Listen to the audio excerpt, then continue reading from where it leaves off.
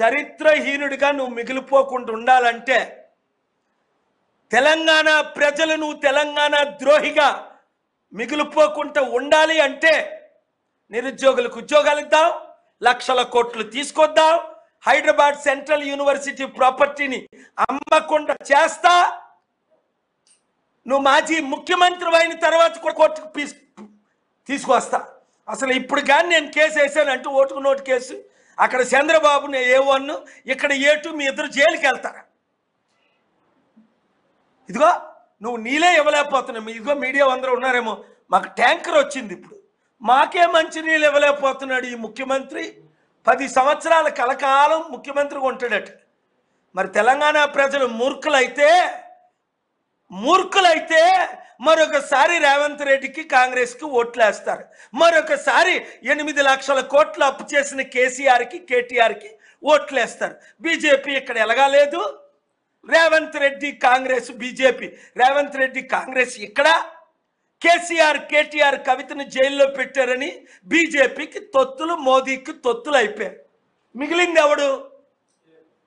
నేను తప్ప, KA Paul తప్ప, ప్రజాశాంతి పార్టీ తప్ప మీ తరపున పోటీ చేసినోడు అక్కడ ఉన్నాడా?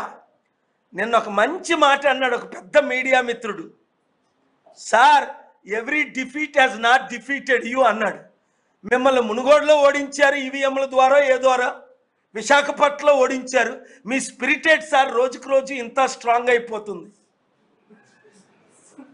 అది failure is the first steps success.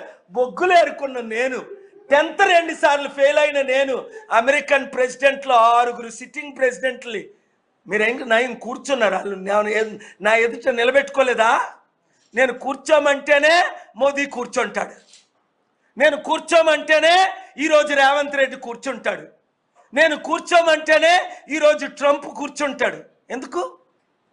ఒక గురువుగా నన్ను గౌరవిస్తారు, ఒక ప్రపంచ శాంతి దూతగా. ఈ పిచ్చోళ్ళు కొంతమంది మీడియా వాళ్ళు ఉన్నారు, మూర్తి లాంటి వాళ్ళు 2-3, ఎక్కువ మంది లేరు. పిచ్చివాగుడు వాగుతారు. పిచ్చోడు ఆడికి నిజంగా పిచ్చి వచ్చేసింది అనిపించింది. అలాంటి పేరు నేను ఎత్తకూడదు. ఎందుకు ఎత్తుతున్నాను అంటే వాడు మరో షో చేసుకుంటాడు. హిందువులారా, ముస్లింలారా, క్రైస్తవులారా, నేను అందరు ప్రజలారా, నాస్తికులారా, గద్దరన్న కంటే పెద్దోడు ఎవడు నాస్తికుడు? ప్రజాశాంతి పార్టీలో చేరాడు. నాస్తికులారా, నాతో చేయి కలపండి. 7569441275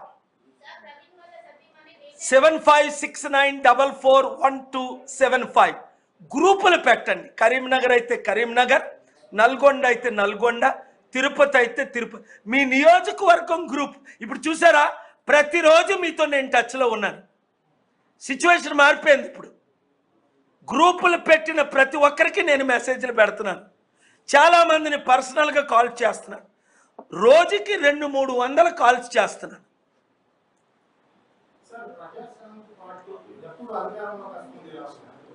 మీరందరూ ఎప్పుడు ఓట్లు వేస్తే అప్పుడు, ఈవీఎంలు ఎప్పుడు పోతే అప్పుడు, గ్యారంటీగా వచ్చే ఎలక్షన్స్లో 2 years మినిమం జమిలీ ఎలక్షన్స్ లేదా 4 years మ్యాక్సిమం. పునాదులు గద్దరన్న ఆశయాలు నెరవేర్చుతున్నాం. గద్దరాన్ని చంపేశారని క్లియర్గా చెప్పాను. లెటర్ కూడా ఒకటి ప్రూఫ్ ఉంది. మనకు అధికారం లేదు కనుక మనం ఏం చేయలేము. ఇప్పుడు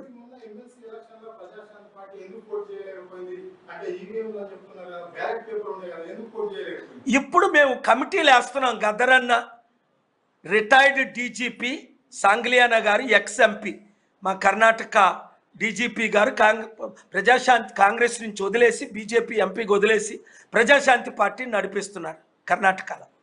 సో 19 రాష్ట్రాల్లో IAS, IPS, IRS, IFS, doctors, professors, youth, fresh క్యాండిడేట్లు నడిపిస్తున్నారు. మేము చక్కగా పునాదులు వేసుకుంటూ వెళ్తున్నాం. ఇంతవరకేటి నాకు మంచి పేరు ఉంది, నాకు 1% శత్రువులు లేరు, అవన్నీ ఓట్లుగా మారిపోతాయని పునాదులు వేసుకోలేదు. ఇప్పుడు గ్రామ, మండల, నియోజకవర్గ, జిల్లా, రాష్ట్ర కమిటీలు వేస్తున్నాం. 19 రాష్ట్రాల్లో కరెక్ట్గా వేస్తున్నాం. ఈ పునాదులు వేసిన తర్వాత ఇల్లు కడతాం. చూస్తారు కదా, ఇప్పుడు చూస్తున్నారు కదా మీరు పంచుల కోడికి ఎలా పడుతున్నాయో.